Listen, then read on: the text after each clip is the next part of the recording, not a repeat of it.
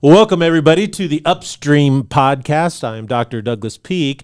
I am the founder and president of Upstream Strategies, Inc. It is a foundation that is dedicated to saving education for the public. And we really are desirous of trying to discover and find the core values that brings us all together and provides educational opportunity for all. And it is opposed to indoctrination and the pushing of political agendas in the classroom. We hope that in doing so, recapturing the Founding Fathers' values in this great experiment called America, that we would have a great future together. Now, today I have a special guest, and this is Senator Thayn, who has been serving the state of Idaho in the state legislature for 16 years. And he was a leader and chair of the Education Committee for many of those years. Sadly enough, because of redistricting, is that correct? That is correct. He is not able to serve now, but he is still involved in the ideas and the principles and concepts that he has tried to seed into the legislature are important. And so we are very thankful and have much gratitude that he is here today. So, Senator Thayn, it is good to have you join the Upstream podcast. Well, I'm honored, Dr. Peake, that you invited me here and that we can talk a little bit about natural law and how that might impact our society and why that's important. Why it's important, yeah. And one of the things, if you're not familiar, one of the things that our founding fathers based the Declaration of the Independence on in its original proclamation, and then it was a number of years later until the Constitution was actually drafted and then ratified. I mean, that took quite a while, about a decade. A lot of people aren't aware of that, somewhere in that regard. Because what happened is, and I think it's really important to understand, is they base these ideas of America on a philosophical construct. And the people who influenced the philosophical construct of these ideas were predominantly John Locke and his political theory. He talked about the social contract, and the social contract, though, came out of a notion of natural law. And so we're going to talk about that because we're trying to recapture these core values. So in a nutshell, what is your definition of natural law? Natural law, the way that I look at it, is the belief that there exists eternal fixed laws that predate man. What's fascinating about these laws is they're not written down. And as we've started to discover them, every time we implement them, they bless us. For example, I ask my sixth graders when I teach them science. Because you're teaching now sixth grade science. Yes. And where are you teaching? At the Emmett Middle School. Okay.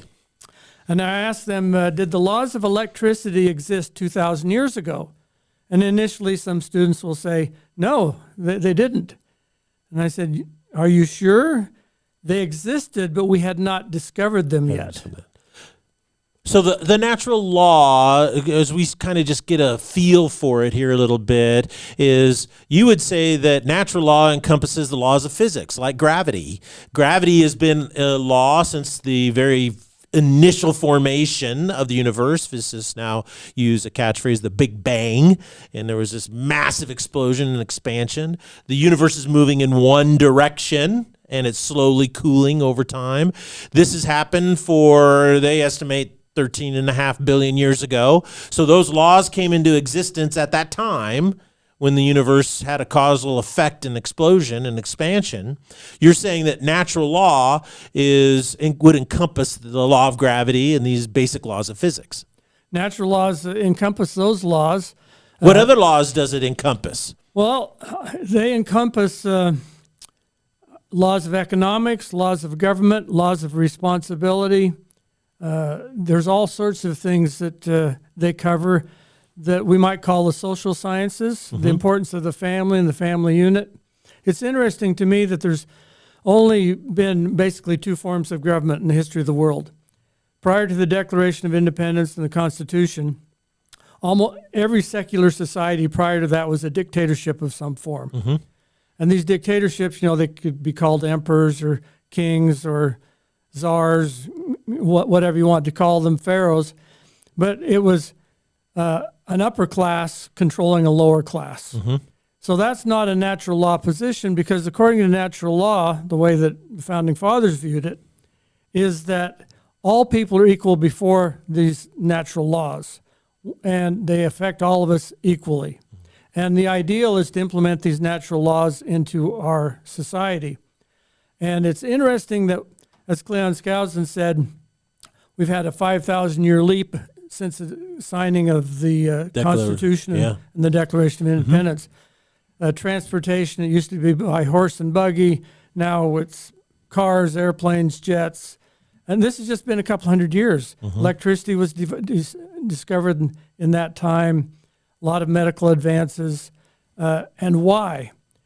I believe it was because of three major things, if I can remember all three of them. Okay, we're going to try to remember. One of them was people were able to make their own choices, and they were able to keep the fruits of their labors. Okay, so liberty. Free market. Because the essence of free market is that you own your labor. Yes, you own your labor, not the pharaoh, not the state. But in socialism, the state owns the means of manufacturing, which by default means the state owns your labor. In communism, the state not only owns your labor, it owns you. So you have no sovereignty as an individual whatsoever. In dictatorships or monarchies or kings, you are not a citizen, so to speak. You are a royal, you belong to the royal personage, so to speak. So that's how we differentiate those ideas. Yeah, and under a king, you're subject to him, and he can take about as much of your wealth as he wants. And that's what you were called. And in a king, you're a subject. You're a subject. Yes. You're not an equal like it's supposed to be in the United States, and that was the ideal. The third aspect that came into being was the development of this idea of capital. Capital accumulation. We're able to make investments. So this is an economic law. Yeah. So there's some economic laws so these laws can be discovered by logic, by reason, by experience, by observation. If we really were to look at what was there, we would say what we're doing, for example, for the poor in the United States, doesn't make any sense. Poverty is not caused by a lack of ability to consume. It's caused by a lack of an ability to produce. Which goes back to Genesis 1:19, by the sweat of your face shalt thou work all the days of thy life. So one of the foundational principles of this existence, according to, the kind of the convergence of religion and natural law, is you need to work. And our system of poverty, it says, well, we're going to help you consume. We give you things to consume. Why aren't we helping them become productive?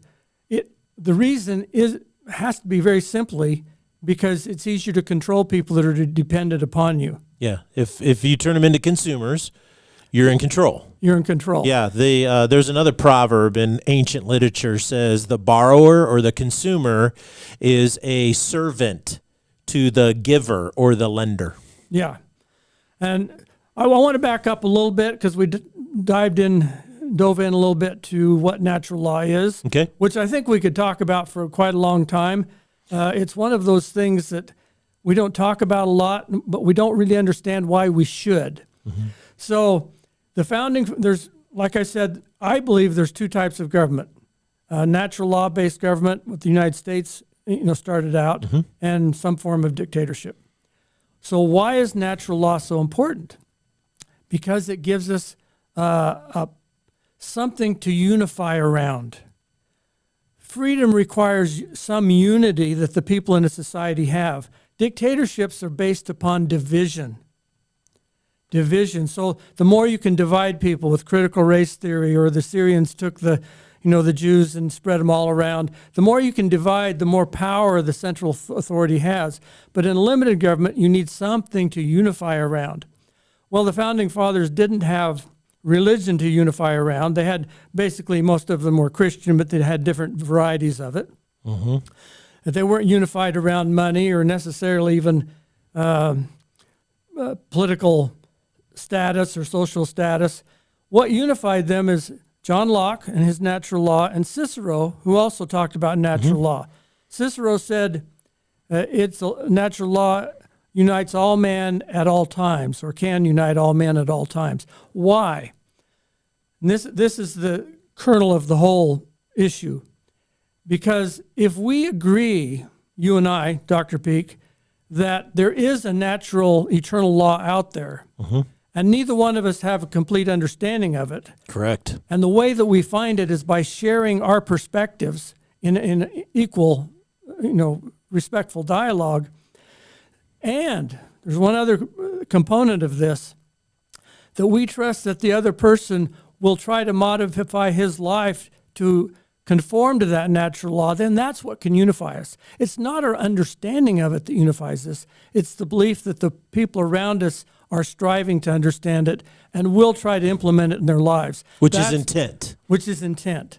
So we can disagree vehemently and, friendly maybe, sure, passionately about what natural law might mean as far as implementing it into education or poverty programs or what government looks like, this, that, and the other.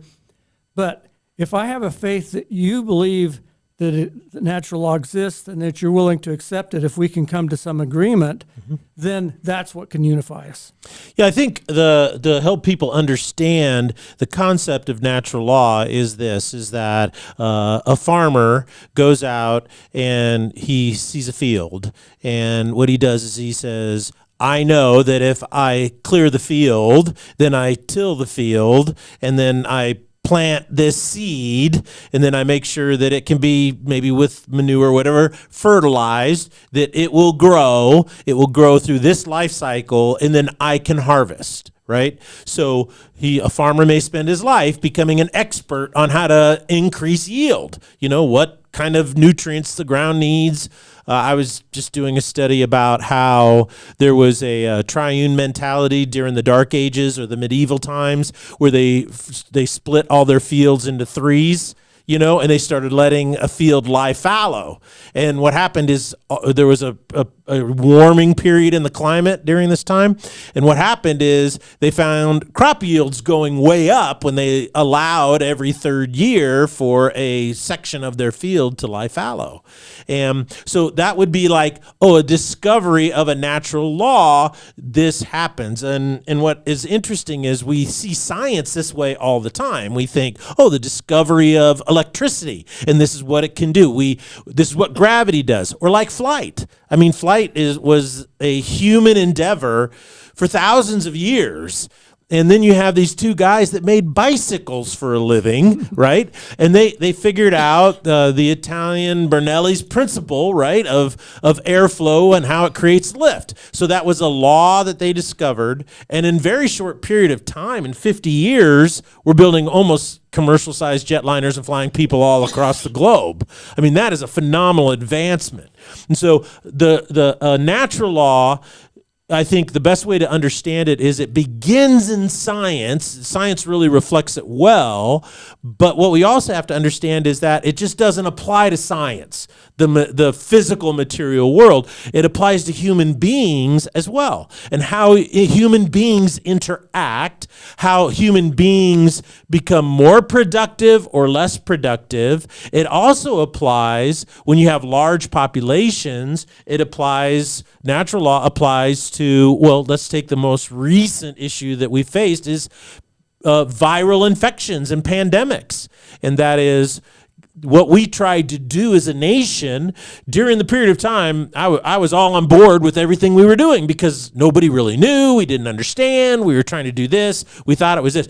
But now looking back, the science is coming up and just saying, Sweden is the one who really kicked it, on this whole pandemic thing. And Africa, sub-Saharan Africa, in the lower part of Africa. And what's really fascinating about it is Sweden made a specific decision not to quarantine their population.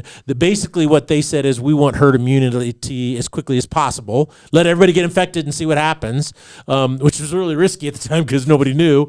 But then Africa didn't have any access to vaccines or anything at all. And yet those two populations have experienced the greatest health and moving forward in these regards. So we look back and we learn. So natural law just doesn't apply to science. It applies to human psychology. It applies to monetary policy and economics. And so what you do is you start here at this foundation of the physical world, and then you can start seeing these things always happen.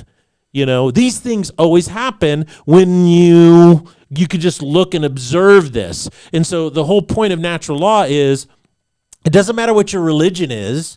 It doesn't matter what your ethnicity is. It doesn't matter what language you speak, because we can all see that, when you take a dog and you treat a dog really badly and poorly, the dog ends up this way. Well, you made two really important points. One is that natural law is about cause and effect. Mm-hmm. There is cause and effect. You probably made three important points. Oh, I'm up to three now. Yeah. Probably the thing about the airplane that was interesting is they discovered how to get off the air, but then other people made improvements. Mm-hmm. Now we have these jet airlines, which, by the way, I'm flying to Mexico tomorrow, so I'm really grateful. You're really grateful for that. Yeah. And the third thing that you brought to my mind is that all of us have equal access to understanding natural law. You don't need experts. Now, they can be of value, mm-hmm. but we can determine if we think a natural law is X or Y, if it mm-hmm. applies here or not. And your example about Sweden is really good, because a lot of places in the world took the lockdown opposite approach. Yes.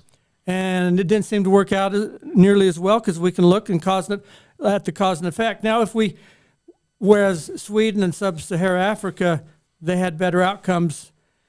If we can put the politics away, mm-hmm. because that's really what drove a lot of this, was I think they withheld some information from us. And the reason is because they were having experts that could control us. And that's one thing about totalitarian or dictatorship, elitist groups. It's always about control. It's always about control, because they feel justified because of their superior intelligence, and they sometimes are very, very intelligent, mm-hmm. or they have more income, and so they get feeling godlike. Like in the Old Testament, Nebuchadnezzar thought he was a god. Mm-hmm. Pharaoh declared himself a god. Well, they thought they were God because they were making the rules. They weren't following natural law like Daniel did, which was what he was trying to follow God's laws. They're trying to make their own. Those become gods of this world, mm-hmm. and they're very dangerous, because just like Nebuchadnezzar had life and death control over everyone, that's where dictatorships take us. Whereas a people that believes in natural law, we don't have the tendency to go to centralized power so much. One, because we trust our own intellect. Yes. More than experts, so we take more responsibility, and we're not willing to give up that power. So natural law and that concept, it's interesting that it's been removed from the national lexicon for my whole life. This is a recent discovery for me. I've been interested in politics for a long time, and either I never quite got it when they talked about it, or no one ever explained it to me in a way that I could get it. Mm-hmm. And now that I see the antidote to this tribalism and this silo thinking we have is respectful dialogue that can only come because we humbly come before the maker of the universe and say, what are your laws? Not just religious laws, but economic, science, physics, social, mental, all of he's got lots of laws he's got in place out there we don't know about, that he didn't reveal in the scriptures. So, but you would also agree with the point, though, that you can be a person who is a non-theist, a non-religious person, and still believe in natural law. Yes, that can unite us. Now, a lot of atheists, however, are relativists. That is correct. I think that people that know me that will listen to this podcast I say the most religious people that you deal with are scientific materialists or atheists. They're more religious than religious people. And what they have done, and I've made this point, and people who've listened to the Upstream stuff before, is that what has happened is they've tried to say science is theirs, when in reality it's not. True science is opposed to scientific materialism, you see. And so that's why I often say I don't have enough faith to be an atheist. That's a good point. I don't either, by the way. Yeah, I'm too rational. But I want to stick with this thing that you made a point that I think we really need to talk about, in understanding natural law. I really want the audience today to grab a hold of this principle that's really important, and is that you talked about dictators and elites and things like that. We're seeing a lot of the manifestation of this in a global type thing, and these elites get together in these conferences like Davos and these other things, and the UN. They're like, well, what's really going on there? And you listen. I don't know about the audience, but sometimes I go and read what these people say, and I'm like, this is just wacky. I'm like, I can't understand why any serious people would want to even consider this. But I remember reading G.K. Chesterton. And G.K. Chesterton said, I don't remember if it was in Orthodoxy or one of his other books, he goes, look, there's always a group of people who think they're smarter than everybody else. He goes, and they always underestimate the common man. Just a common man. He goes, but I think he's the one who made this illustration. He said, put 100 of the most highest IQ people in a room, right? And he said, you can have a brain trust there, right? You got 100 high IQ, 200 IQ people, which I don't even know if that exists, but people that they're all Einstein smart, right? You have 100 of them. But how many common men are there with an IQ of 100? He says there's thousands, tens of thousands, hundreds of thousands, millions, and in this world today, I would say billions. And he said, you can take 1 billion people with an IQ of 100, and that billion will come up with a more axiomatic truth or a law that you can count on than 100 Einsteins in a room. For two reasons. I totally agree with that. If I can remember 2 reasons. The first one is proven by the American experiment in limited government. Mm-hmm. We turned everyone loose, so everyone gets to do things that benefit themselves, and they do that by benefiting others. Providing Correct. Services. So it's a give and take relationship. Yeah, when you own your own labor, you have to provide labor that other people want, which is a service. So a lot of discoveries are made by very common people, mm-hmm. and they tend to be more hands-on and practical, where the theoretic people get into theory. The other problem with really bright people is they fall into the trap that they should be in control. Mm-hmm. And so when they start getting in control, I just was reading about Daniel last night, and Nebuchadnezzar got so prideful that he lived like a wild beast for, was it 7 years? I think? Yeah. He lost his mind. They're losing their mind because they've become so involved in their self-importance, they forget where inspiration comes from. Because I think we can all tie into it. Yeah. But you have to believe there is inspiration and there's something for you to learn. They have to be humble enough. Mm-hmm. The teachable are the ones that really make progress, not those that think themselves as so high and mighty that they don't need outside influence anymore. Well, and I think there's a big psychological component that's happened in our educational system. And I was reading a philosopher by the name of Carl Trueman, and he talks about the expressive self. And he says, what has happened due to, and he kind of talks about Marx, he talks about Darwin. Those two guys lived together and how their philosophies kind of intertwined. And then he talked about Freud. He talked about a couple other of these really important philosophers that made a splash and it's all basically over time evolved into this notion that it's a form of solipsism, and solipsism is a philosophical position, solipsism, but basically states philosophically, since my existence is the only thing I can verify is real, nothing else matters. You see, so my truth is what matters, and then you add to it the notion that society's job now is not to get out of my way and let me do my thing so that I can figure out who I am. Society's job is to affirm whatever I believe about myself. And it's really fascinating. I was reading Milton Friedman, the Nobel Prize winning economist, started the economics department at the University of Chicago. And I mean, just phenomenal brain. And he said this, he goes, there's a tremendous moral decline in America. And he said this back in the 70s. And he said the reason for that is a philosophical shift.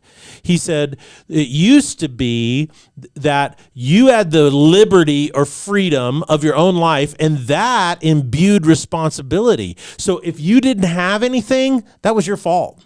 Yeah. Right? It's your fault. You could go to school. There were opportunities for you in any way. You could actually go out and start a business.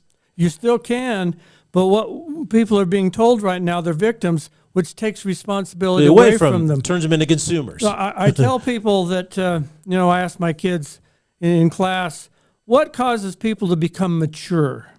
And they say age. And I say, nope. No, not really. What causes people to become mature is taking responsibility. So if you're always blaming someone that you're not happy or that, you're not getting a good grade, it's because you don't have a good teacher. Every time you blame, you give away your power. You give it away. Now, it's all right to say, I have some hardships here because, I'm poor, I have to work 2 jobs or whatever. There's some reality that you can embrace. But to say you don't have control of your life takes power away from you. Yeah. And that's what, I guess that's one thing that Jordan Peterson is doing. He's telling young people, do something important. Clean your room. Take responsibility for your actions. That gives you power. And it has a principle in government. If the people have responsibility for education, for example, they have power over education. Correct. And freedom. If the government has the responsibility, the government has power to control people. So when we could talk about government in a later time if you wanted to. Sure. And the principle of responsibility and determining where the power is. And I think that this notion of natural, just to finish Milton Friedman's point, is he said the shift is from personal responsibility to society's responsibility. And he said this, he goes, it used to be if you had a park or anything like that in town, these things were always nice and everybody enjoyed them because people focused on, this is something I enjoy, it's my personal responsibility to keep it nice. He goes, when it's society's job to keep the park, nobody cares. The park gets trashed, there's graffiti, and nobody takes care of it. And that's what's happened is the expectations today in this world that our educational system, whether it be private, public, charter, or homeschooling, has produced across the board is generations of people who feel it's society's responsibility to make my life good, as opposed to, no, that's my job. And if I can quote Ronald Reagan, he said, government can't solve the problem because government is the problem.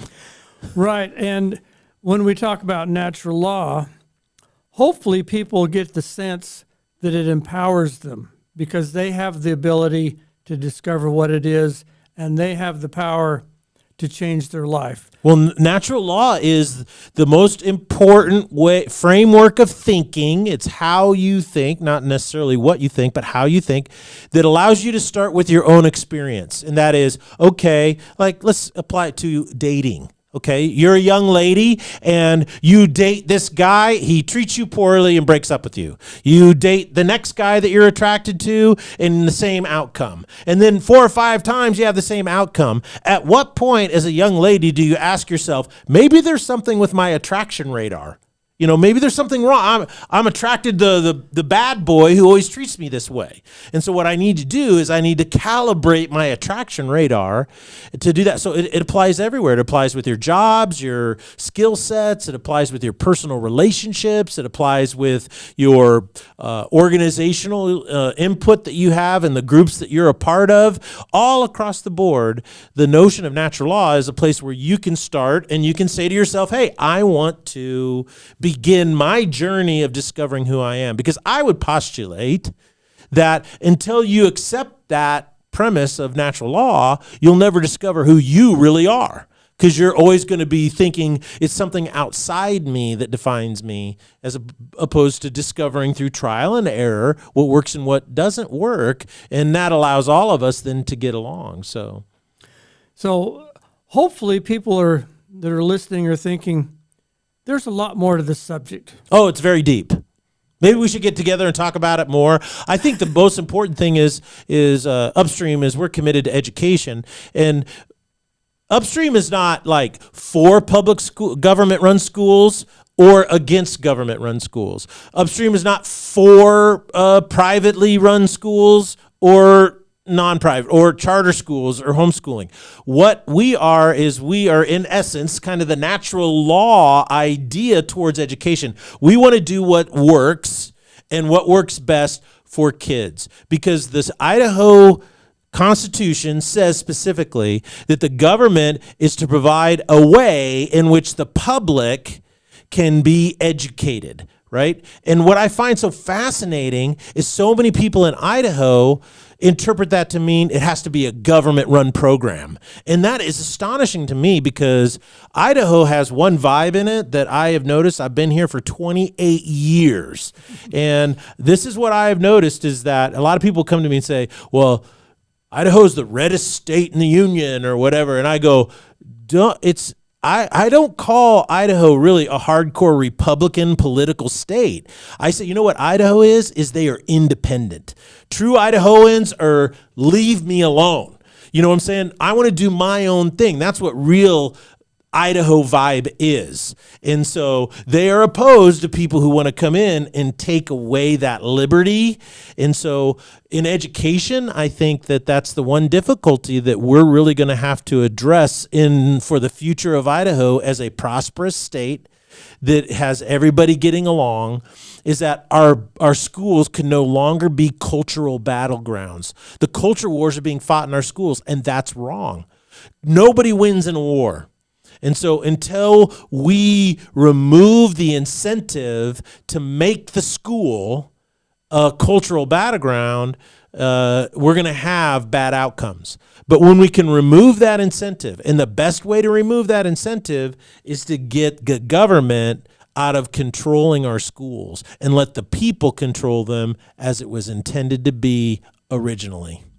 And I'd love to follow that topic up, but I think we're coming to the end, We're coming to the end, so we'll have to get together, schedule a few more. If you'd like to know more about natural law, or if you'd like to get some things that have been written by Senator Thayn, you can send an email to upstreamstrategiesinc.com, and you can put my name on it, Doug, at upstreamstrategiesinc.com, and I will get whatever he provides to me to you. We'll email it to you directly so that you can read it for yourself.